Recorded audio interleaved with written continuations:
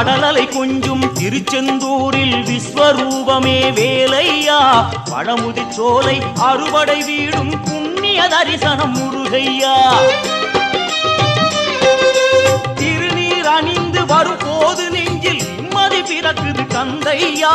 சுகனே சிவனார் மகனே உன்னை பாட பாட சுகமாகுதையா வேல் முருகா அரோகரா அரோகரா வேல்